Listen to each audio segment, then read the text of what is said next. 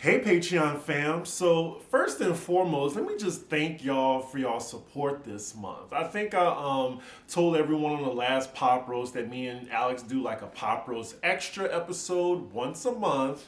And for some reason, I'm guessing like the Patreon kind of blew up. Like I got maybe like 50 new subscribers. So thank y'all so much. And also I want to let y'all know that when we do it once a month, you're free to ask me and Alex anything you want. And yeah, hopefully we can just keep that going. I love the little interactions that we have. And me and Alex can be, free from like the YouTube gods and not jeopardize any one of our channels by just really letting loose. So thank you so much. The next one will be in maybe a couple of weeks for April. So, if you're with me the next month, we definitely would love for you to participate in Pop Roast Extra because I love the extra interaction that I have with y'all on this platform. But anyway, let's get into the shit. So, y'all, I decided that I'm going to review the Bad Boys LA.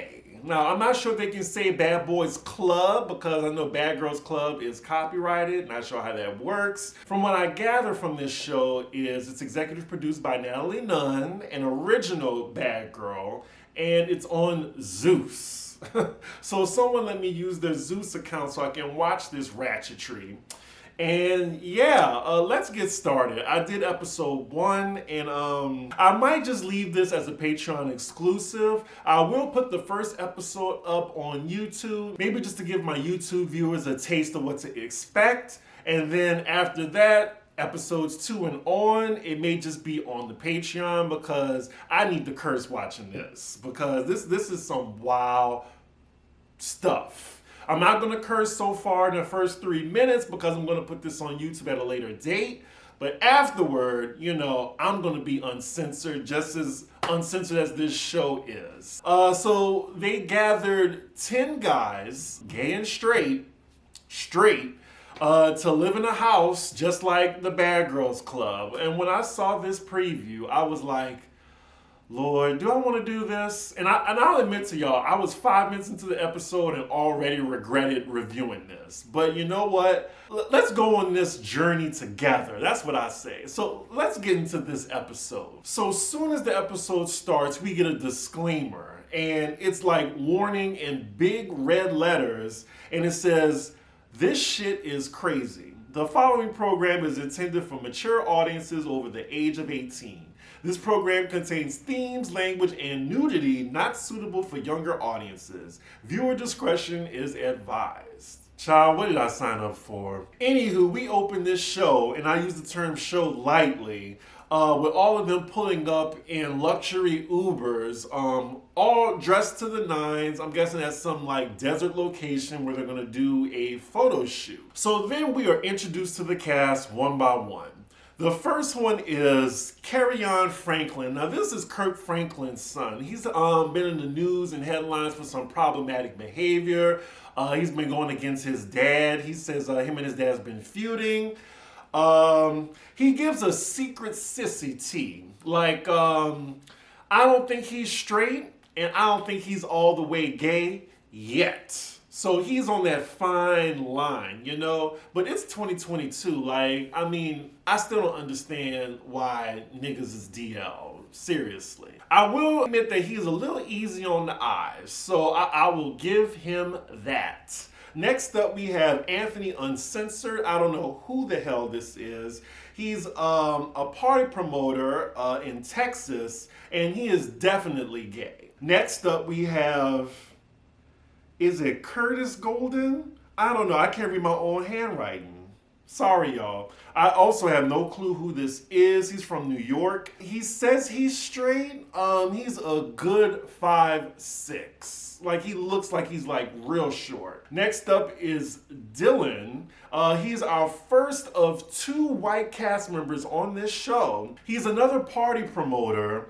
And he says he's a bad boy because he fucks bitches. That's exactly what he says. And his sexuality, I'm thinking it's gay, but I'm guessing he's just calling men bitches, I guess. Because I don't know. My gaydar is definitely ringing when I see him. I think he's gay. Next up is Milan Christopher from Love and Hip Hop. Yeah, he's a gay clown, basically. He will show his bussy for a quarter. He is very proud of that paper magazine spread that he got, and I do mean spread. He is so proud to be on this show. He said he's like the first openly gay person on a reality show.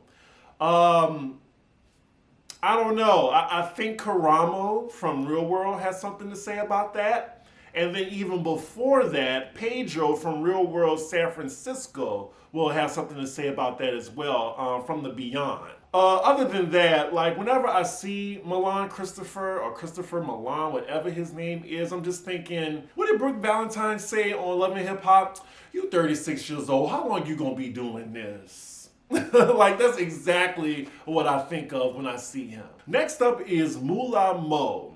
No idea who he is. He says he owns a radio station. He's a rapper. He owns a clothing line, and I assume he's straight. He says he went to jail for 5 years for gun possession. My first impression of him, he definitely embodies toxic masculinity. Next up is Darrell Smiley, aka Relly B, aka Where the Money Reside, Where the Money Reside. Oh my God. I cannot believe this man is on here. Like, I had such high hopes for his trajectory path, you know? Like, I was telling Alex on Pop Roast, like, why is he on this show? Like, shouldn't he be, like, you know, with Ford or whatever car company, like, really successful? But no, like, he chose to be on TV. He wants to be a star, child, I guess. He's 24. 24, wow. Wow! I would have thought 34. Anyway, I hear he is the breakout star on here. And okay, he is from Louisiana, a small town outside of Baton Rouge. And if y'all didn't know, I lived in Baton Rouge for 5 years when I went to LSU. Shitty town. Definitely shitty. So judging from his confessional, he has nothing to lose. He said he likes to fight, child. And usually people that have nothing to lose, they are perfect for reality television. So next up is William DeBeast. Again, no clue who this man is. He is the second white cast member, and he goes by the thickest white boy who runs LA. Yes. He says he is a gay rapper. Lord have mercy. He says he is dominating the game. Now, if that game is cultural appropriation of black culture, then yes, you are dominating that. But other than that, I don't know. Like, I hope you're not talking about music. Anyway, yes, this man is a clown. Oh, child, there's more people? Lord. So number 9, we have Gutta K. Again, clueless. No idea who this person is. So he is a film-presenting gay man. So I'm not sure if his pronouns yet. Hopefully later in the episode he will expound upon that, whether he wants to be addressed as she or he. Right now, I'm going to say he. He also looks like he has nothing to lose at all. So his claim to fame is acting a fool on social media, like just twerking in random places, half naked, in the middle of the street, etc. So he is not afraid to be a clown. And that is the end of the introductions. But I was like, wait a minute, where's Andrew Caldwell?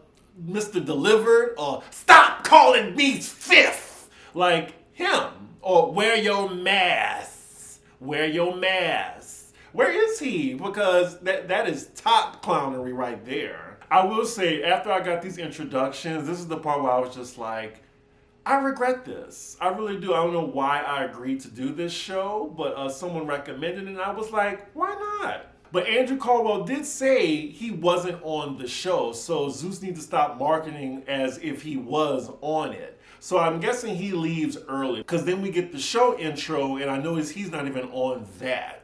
So the episode starts and child, they are fighting already. Like they're at this promo shoot and Milan is going against Andrew Caldwell right now for no specific reason. Like they didn't even get into the location. They just got out of their Ubers. According to Milan, Andrew went into his DMs asking to suck his dick. Andrew is like, I would never do such a thing. You are a whore. This is a come up for you. This is your shining moment. Andrew calls him dirty as well. And I will say, he got a laugh out of me with that PPP joke. He said he used the PPP loan to finance his outfit or something like that. But Milan wants to fight. And you see the bodyguards, they look like they ain't about to do shit. Like they're just about to just look at these sissies fight. So then afterward, they're separated. And then we move on to like a totally different photo shoot day. Not really sure why they didn't show the first promo shoot, but it is Zeus. So now we're at the different location and Andrew is getting into it with everyone now. Like everyone is just coming at him, giving him basic reads, calling him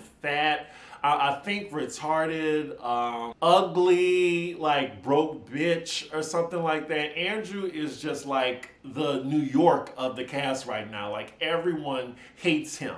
And he's like, how you gonna call yourself the king or the queen and you broke?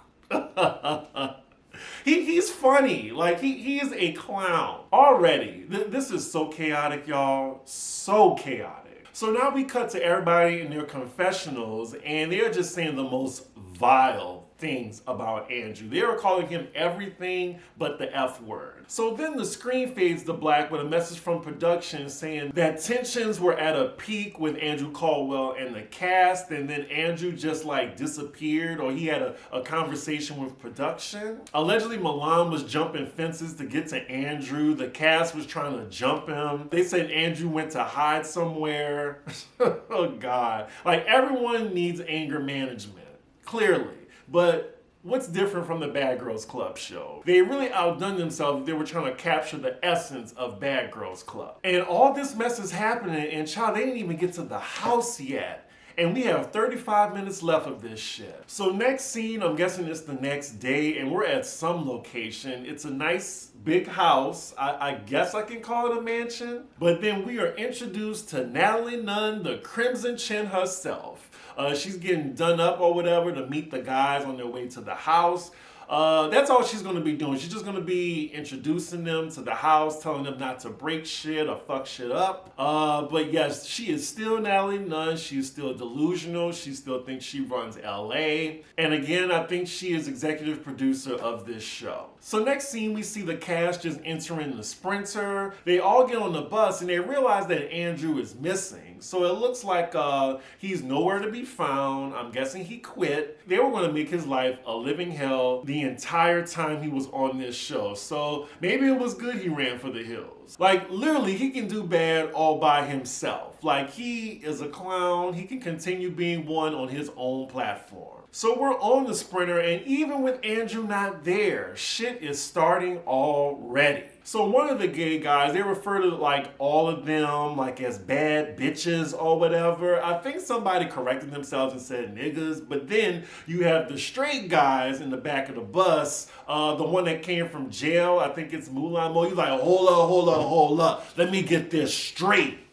I guess literally. He's letting all the sissies on the Sprinter know he don't do dick. He has a very fragile masculinity, so he has to make this announcement. He also adds on that if y'all try anything, y'all gonna get y'all ass beat, get your head knocked clean off. Okay, so the homophobia is starting already. So I'm just wondering, when are people gonna start saying the F word too? So I'm guessing there's 3 straight guys. So then where the money resides, he says, well, who's all straight on the bus? You got that promoter from New York, the short one, the one that's 5'5", 5'6", the one out of jail, and then Carry-On Franklin, he is a question mark. And now you got everybody asking him, does he like pussy? Will he be with a man? He's just being very mum on it. He doesn't know what to say. He kind of reminds me of this guy that is an actor on, what's that show, Power? The one with Mary J. Blige on it. And then these radio interviewers was asking him like questions, is he straight or gay? And he didn't want to say anything. But yeah, Carry On, I'm guessing, is still in the closet. Maybe that's where the tension from him and his dad, who is also closeted, by the way, allegedly. I don't want to get in trouble. Maybe that's where their beef stems from too. Secret sissies from 2 generations. So then we cut to Natalie Nunn again in the mansion waiting on the guys to get there, and these Zeus minions tell her that Andrew Caldwell didn't show up on the Sprinter, and like he's nowhere to be found. Natalie Nunn does not give a fuck. Like, she's like, okay, I'm just gonna meet the rest of them, then I'm gonna bounce. I made my check off of these clowns. So meanwhile, back on the Sprinter, Milan asks Gutta K, what does he identify as? Because, you know, he's a femme-presenting gay man, and I guess he wanted to be respectful. He's asking him, does he go by he or she? And he makes it known, like, you know, he is a gay man, like, he still got good hair, good ass, good pussy, and stuff like that. And Milan's just making sure, like, oh, so you're not trying to transition or whatever. And this little mini gay clown says, like, oh, I ain't with that tranny shit gotta go. First of all, why are you saying tranny in 2022? Like, seriously, how old are you? Like who raised you? Like, you know what? I shouldn't even be surprised that word came out of his mouth. FYI, y'all, that word, you don't use that in 2022 to address a transgender woman. Like, I'm pretty sure someone's gonna be called a faggot next. So now it gets even more uncomfortable. Milan is asking these messy ass questions. He asked the gay promoter, I don't know his name, I forgot it. He's like, who would you sleep with on this bus? And of course, the straight guys is the ones I'm sure they're attracted to. And then you see them in the back, they just shaking their head. They so uncomfortable. Like, everyone needs to grow up. Seriously. Like, you can clearly see that they are not comfortable with their manhood in the back of the bus. I mean, at least they know what straight women feel like now, being around all these thirsty gay men. They're just having some dumb conversation on the bus. Of course, Moolah, the one that went to jail, he's the one that people are kind of lusting after, and he says in his confessional how uncomfortable he feels. Like, he acknowledges that he's good looking, but he's like, why does dude look like he can bench 300 won't look at me? Oh, God. Is it too late to renege on this show? So now Milan is trying to play producer now and talking to the 2 white guys because I think they have baddest in their names. So now everybody's trying to figure out who's the baddest out of the 2 of them. Lord, so now we got some white on white crime on the bus. The smallest white guy tells, I think, William the baddest, like, I heard you was talking shit about me. Like, just out of the blue. Out of the blue. And instead of, you know, talking out their differences, of course, physical violence is insinuated. They are making shit up as they go along. Like, this show has no type of trajectory. It's just mess. Mess, clownery, buffoonery, stunts, and shows. Why, when they go to the confessionals, they don't have their names at the bottom? Like, Zeus, come on. Like, I don't remember these people's names, and I'm not about to try and go back and look. Like, y'all gotta keep reminding us what their names are. So they finally get to the house, and the house is decent. It's a cute Airbnb situation. As the clowns are getting off the bus, Dylan the baddest tells William the baddest, oh, do you want to fight? You want to fight? Just like Milan said in his confession, this is some remedial shit. But Milan, you're the one that started by asking all these messy ass questions. Child, they really just started fighting on the bus, the 2 white boys. Oh my God. Like, what? I'm guessing they wanted to fight on the bus so there was no security. It looked like William the baddest didn't want any smoke at the time. And then Dylan, I guess, went for a punch. And then they just started tussling, and then they were separated immediately. Where the money resides is enjoying the hell out of this. He literally falls out of the bus laughing. He is getting his life of these 2 white clowns trying to fight each other. So they don't even go into the house yet. They're all just standing in the driveway as William the baddest and Dylan the baddest are like squared up now. You got where the money resides trying to be like, hit that hole, hit that hole.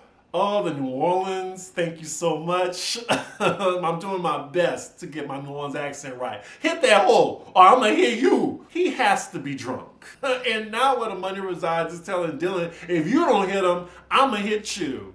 So now he's just trying to be production right now. Well, why isn't production or bodyguards actually stepping in and say, can we just move along and go into the house? But no, they want to make a messy ass show, so I'm guessing they're going to keep them in the driveway to try to get them to scrap. Relly B starts a countdown now. That's where the money resides, y'all. Like, I'm trying to figure out, should I call him Relly B or just call him where the money resides? So then he starts a countdown. 5, 4. I'm guessing Dylan don't want no smoke with Relly B, so he wants to like fight this guy then. Like, they both standing there like they don't know what to do. It looks like both of them don't want to fight and they've just gotten in over their heads. I just gotta say it one more time. Run up on that hole, or I'm gonna hit you. Run up on that hole, I'm gonna hit you.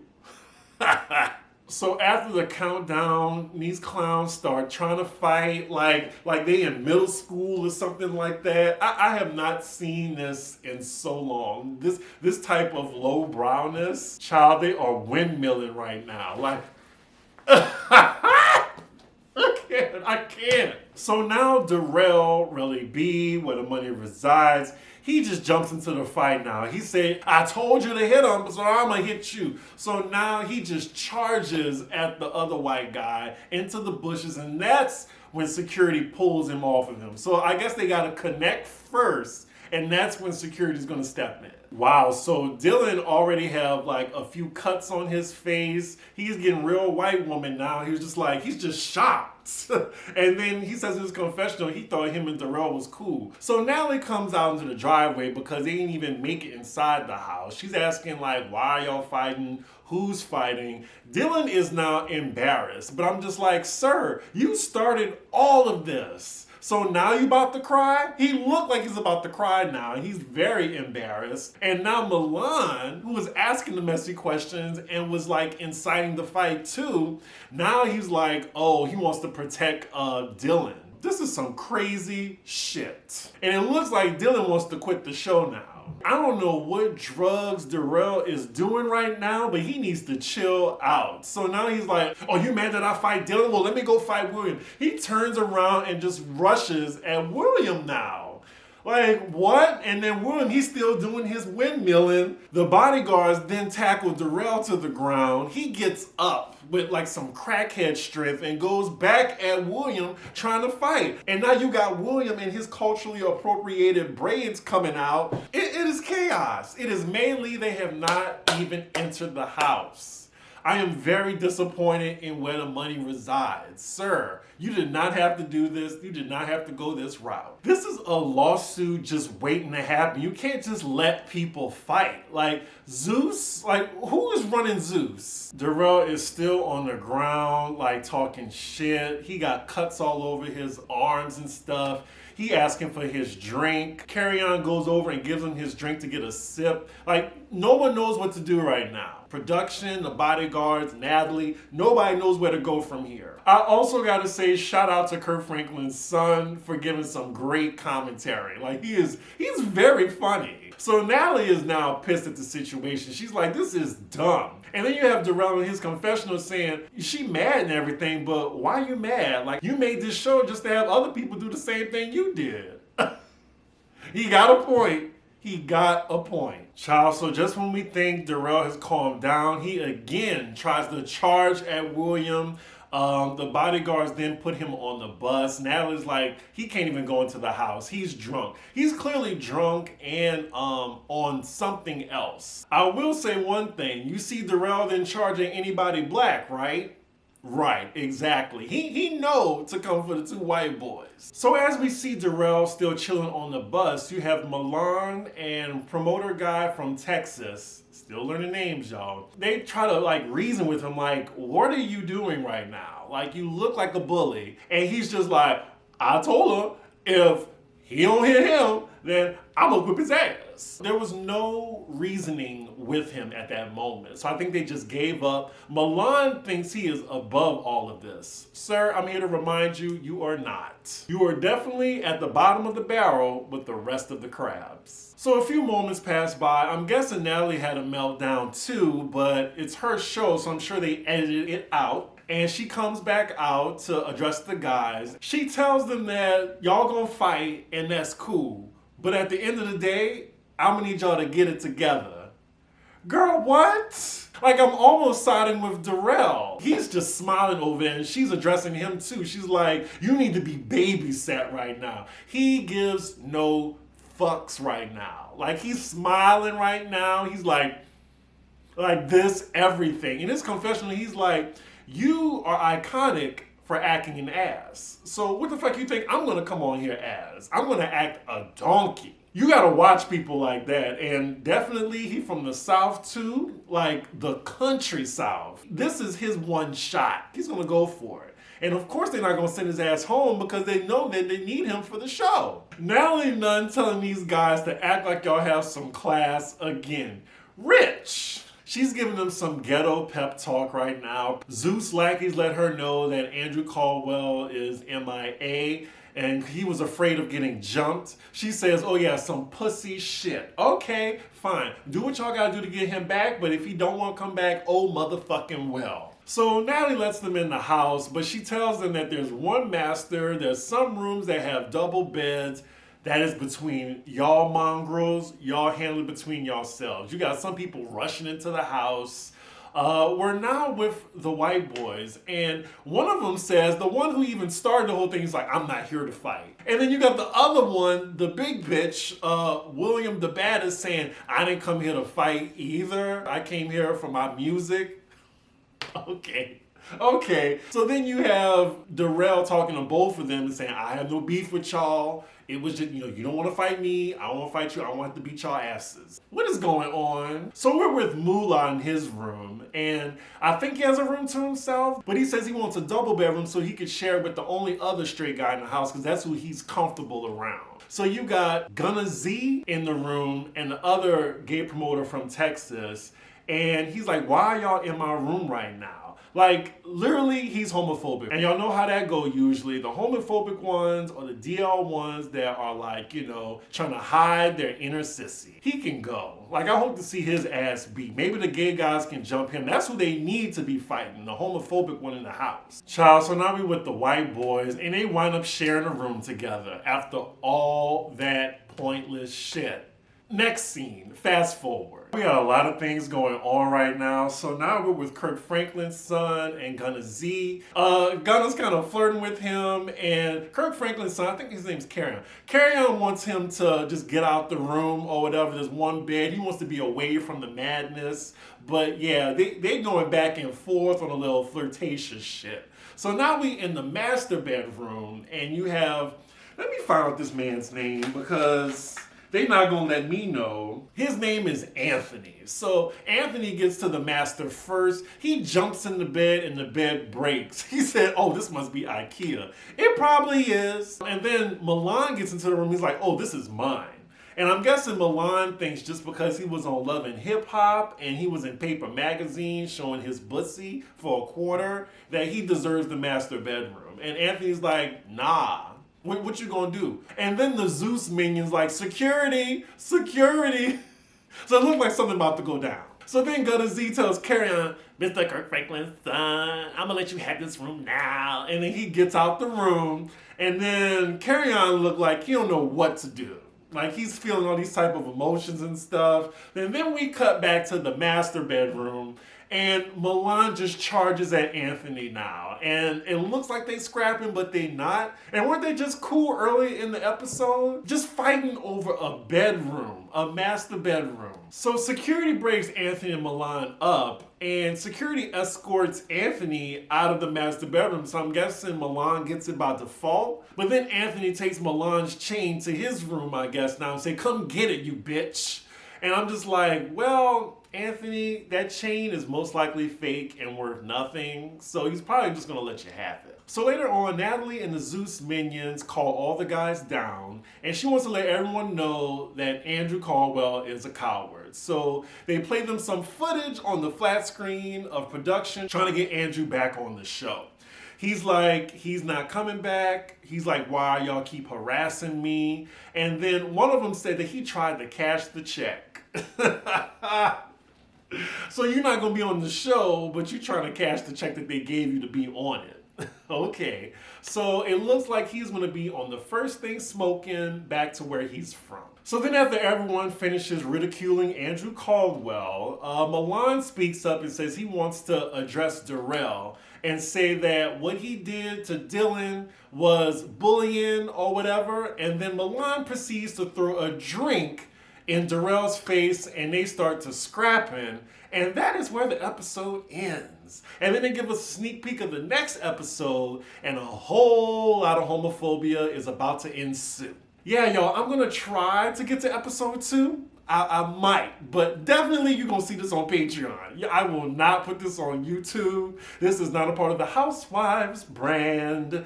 And yeah, if you want to join the Patreon so you can see this tomfoolery, then yes, go right ahead. It's $4 a month. That's $1 a week. So just saying. Yeah, what did I think about this? This was a hot, tragic mess. Like, this is like the lowest of the lowest brow show. No trajectory. I really can't stand Moolah. That's the one that went to jail for 5 years and is very insecure in his masculinity. The most endearing one, I like Kirk Franklin's son the most. Like, surprisingly. Like, he's funny, he's a little easy on the eyes, and I just need him to come out the closet. You know, like, the water is fine, sir. But yeah, other than that, please let me know in the comments what y'all think about this show. I really want to know. But with that, and I'm only going to do this once, make sure y'all like, comment, and subscribe, and I will see y'all on Patreon for this ratchet ass shit.